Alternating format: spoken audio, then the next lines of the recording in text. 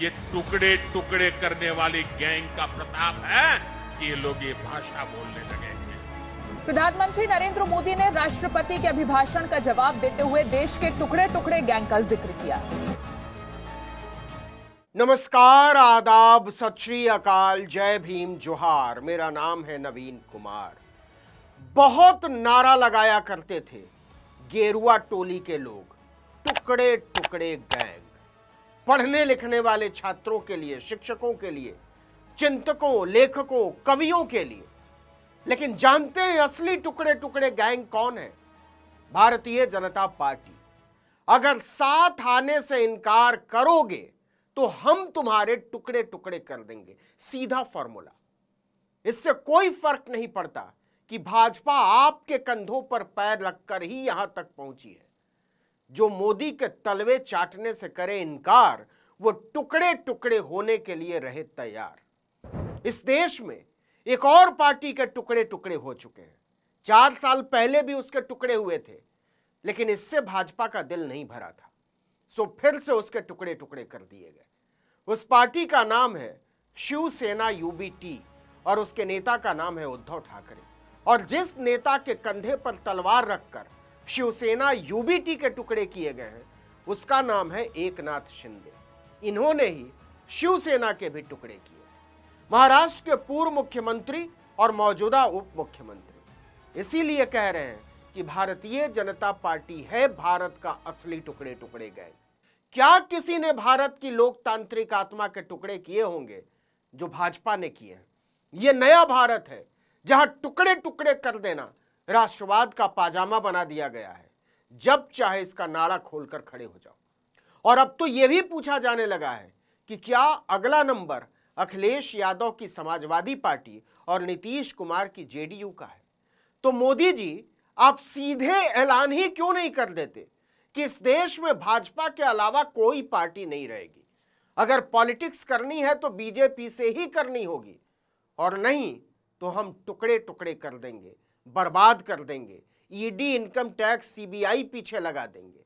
इतना तंग करेंगे कि जय मां काली और आंखों में मदीना गाने वाले पूरी बेहयाई और ढिठाई के साथ 4 दिन के भीतर जय श्री राम का नारा लगाने लगेंगे। 3 साल के भीतर इतनी पार्टियां टूटकर बीजेपी के आगे शरणागत हो चुकी हैं कि गिनती तक संभव नहीं है। क्या साथ और क्या खिलाफ, सब समान भाव से बीजेपी की सेवा में समर्पित होती चली गई। कमाल तो यह है कि नरेंद्र मोदी के राजनीतिक गुरु शरद पवार की पार्टी एनसीपी तक को नहीं छोड़ा गया। भाजपा को बड़ा बनाने वाले महाराष्ट्र में बाल ठाकरे की पार्टी शिवसेना तक को तोड़ दिया गया, उसके टुकड़े टुकड़े कर दिए गए। मोदी को 2014 में सत्ता तक पहुंचाने के लिए पसीना बहाने वाले रामविलास पासवान की पार्टी को भी तोड़ दिया गया। पहले आम आदमी पार्टी, फिर तृणमूल कांग्रेस और अब शिवसेना यूबीटी। पहले उद्धव ठाकरे से शिवसेना छीन ली गई, उन्होंने नई पार्टी बनाई शिवसेना यूबीटी। इसके बाद शिवसेना यूबीटी को भी तोड़ दिया गया। जी हां, महाराष्ट्र में उद्धव ठाकरे की शिवसेना के 9 में से 6 सांसदों ने बगावत कर दी। इन सांसदों की तरफ से शिंदे गुट की शिवसेना में विलय के लिए 17 जून की सुबह 9:30 बजे लोकसभा स्पीकर ओम बिरला को चिट्ठी भेजने की खबर बाहर निकली तो विपक्ष की राजनीति में भूचाल आ गया। कमाल तो यह है कि चिट्ठी भेजने वाले सांसदों में नागेश पाटिल आष्टीकर और संजय दीना पाटिल का नाम भी शामिल है। संजय दीना पाटिल ने पार्टी छोड़ने की अटकलों को खारिज किया था। उन्होंने कहा था, मैं उद्धव ठाकरे की पार्टी का सांसद हूं और इसी पार्टी में रहूंगा। गुस्साए हुए यूबीटी सांसद संजय राउत दिल्ली में प्रेस कॉन्फ्रेंस करने बैठे तो बागी सांसदों के लिए उनकी जुबान से एक अपशब्द निकल गया। उन्होंने कहा, ये साले डैश डैश डैश के, ये बेईमान लोग हैं, बेईमानी उनके खून में है। ये साले को कौन जाता है थे? नहीं, डोंट कट, ये कट मत करना। हाँ, ये लोग जो है बेईमान लोग है, ये बेईमान है और बेईमानी उनके खून में है, ऐसा अब लगने लगा है। कमाल की बात यह है कि लोकतंत्र के चीरहरण को लोकतंत्र का संस्कार बना देने वाले इस एक शब्द को लेकर बिफर पड़े। बीजेपी सांसद जगदंबिका पाल ने तीखी प्रतिक्रिया देते हुए कहा कि संजय राउत ने जिस तरह की भाषा का इस्तेमाल किया है, वैसी भाषा तो कोई सामान्य व्यक्ति भी नहीं बोलता। शायद ये उनकी हताशा है, उन्हें आत्ममंथन करना चाहिए। और किसी पार्टी के टुकड़े टुकड़े कर देने वालों को क्या करना चाहिए?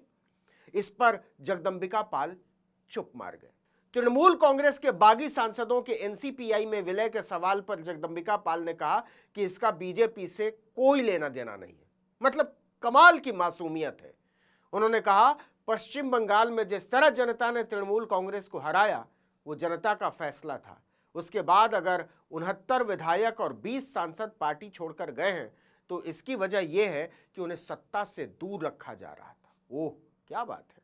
मतलब मोदी के न्यू इंडिया के नए लोकतंत्र का चमत्कार देखिए कि 4 दिन पहले तक जिस पार्टी का कोई नामो निशान तक नहीं था, विधायक सांसद तो छोड़ दीजिए, एक पार्षद सरपंच प्रधान तक नहीं, जिसके अध्यक्ष तक का कोई अता पता नहीं था, पार्टी का कोई ऑफिस नहीं था, जिसके खाते में थे कुल 75 रुपए, बिना कोई चुनाव लड़े भी नहीं, बिना नॉमिनेशन किए उसके 20 सांसद हो जाते हैं। 20, और वो सत्ताधारी एनडीए की दूसरी सबसे बड़ी पार्टी बन जाती है। टीडीपी, शिवसेना और जेडीयू से भी बड़ी, और देश की 5वीं सबसे बड़ी पार्टी भाजपा, कांग्रेस, समाजवादी पार्टी और डीएमके के बाद। ऐसे ही नहीं बोलते हैं कि मोदी है तो मुमकिन है। लोकतंत्र के कपड़े इससे ज्यादा क्या ही फटेंगे। घबराई हुई शिवसेना यूबीटी के सांसद अरविंद सावंत ने लोकसभा स्पीकर ओम बिरला को चिट्ठी लिखी कि अलग होने वाले किसी भी गुट को पार्टी के प्रतिनिधि के रूप में मान्यता न दी जाए, क्योंकि सदन में नेता, विप और विधायी गतिविधियों से जुड़े अधिकार राजनीतिक दल से आते हैं, न कि केवल संसदीय दल से। इसलिए पार्टी से अलग होकर कोई समूह खुद को अधिकृत प्रतिनिधि नहीं बता सकता। उधर संजय राउत भी भागे भागे लोकसभा अध्यक्ष ओम बिरला से मिलने पहुंचे। मुलाकात के बाद उन्होंने कहा कि स्पीकर ने भरोसा दिलाया है इस मामले में कानून, नियमों और संवैधानिक प्रावधानों को ध्यान में रखकर ही फैसला लिया जाएगा। लेकिन कहते हैं कि दिल को बहलाने का गालिब ये ख्याल अच्छा है। तो सरजी विधायिका से लेकर न्यायपालिका तक लोकतंत्र के अद्भुत खेल चल रहे हैं। शिवसेना यूबीटी की नई बगावत ने 2022 के शिवसेना बगावत की याद फिर से ताजा कर दी है। उस समय भी उद्धव ठाकरे गुट ने विधायकों को व्हिप जारी किया था, लेकिन एकनाथ शिंदे के नेतृत्व में 39 विधायक अलग हो गए थे। 20 जून 2022 को शिवसेना के 55 में से 39 विधायक एकनाथ शिंदे के साथ चले गए। उस समय उद्धव ठाकरे मुख्यमंत्री थे। बगावत के बाद राज्यपाल ने सरकार को फ्लोर टेस्ट कराने का निर्देश दिया। उद्धव ठाकरे ने सुप्रीम कोर्ट का दरवाजा खटखटाया, लेकिन कोर्ट ने फ्लोर टेस्ट पर रोक नहीं लगाई। इसके बाद उद्धव ने मुख्यमंत्री पद से इस्तीफा दे दिया। 30 जून 2022 को शिंदे भाजपा के समर्थन से मुख्यमंत्री बन बैठे। इसके बाद दोनों गुटों ने एक दूसरे के विधायकों को अयोग्य ठहराने की मांग करते हुए सुप्रीम कोर्ट में याचिकाएं दायर की। कोर्ट ने इस मामले पर सारा फैसला विधानसभा स्पीकर राहुल नार्वेकर पर छोड़ दिया। 10 जनवरी 2024 को स्पीकर राहुल नार्वेकर ने फैसला सुनाते हुए कहा कि बगावत के समय शिंदे गुट के पास 39 विधायक थे, इसलिए वही असली शिवसेना मानी जाएगी। नार्वेकर ने किसी भी विधायक की सदस्यता रद्द नहीं की। इससे पहले चुनाव आयोग शिवसेना का चुनाव चिन्ह धनुष बाण और पार्टी का नाम शिंदे गुट को दे चुका था। पता नहीं ये संयोग है या प्रयोग, लेकिन भाजपा सत्ता में बने रहने की हवस में इस लोकतंत्र की असली टुकड़े टुकड़े गैंग बन चुकी है। 10 दिन के भीतर मोदी ने एक तरह से विपक्ष के राजनीतिक अस्तित्व की ही शवयात्रा निकाल दी है। टीएमसी के 20 लोकसभा सांसदों के एनसीपीआई में विलय और शिवसेना यूबीटी की बगावत ने पूरा सियासी समीकरण ही बदल दिया है। अब मोदी सरकार का आंकड़ा 318 पर पहुंच गया है। इसका सीधा मतलब है नीतीश कुमार और चंद्रबाबू नायडू अब चूं तक नहीं कर सकते। वैसे भी नहीं करते थे, लेकिन अब तो बिल्कुल नहीं कर सकते।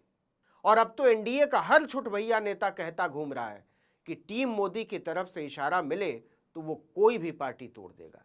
इसी कड़ी में सुहेल देव भारतीय समाज पार्टी के चीफ और योगी सरकार में मंत्री ओम प्रकाश राजभर ने दावा किया है कि समाजवादी पार्टी भी टूट जाएगी। इस पर अखिलेश यादव ने तीखी प्रतिक्रिया देते हुए कहा कि 2017 के पहले राजभर को कोई जानता तक नहीं था। उनकी खिल्ली उड़ाते हुए अखिलेश यादव ने कहा, दाना और गाना कब तक चलेगा अफसाना। लेकिन हकीकत यह है कि कौन सा अफसाना कब ढल जाएगा और कब बदल जाएगा, ये भाजपा मुख्यालय से तय हो रहा है। इस खेल में नैतिकता सिर्फ एक पाखंड है। यकीन न हो तो सायोनी घोष से पूछ लीजिए।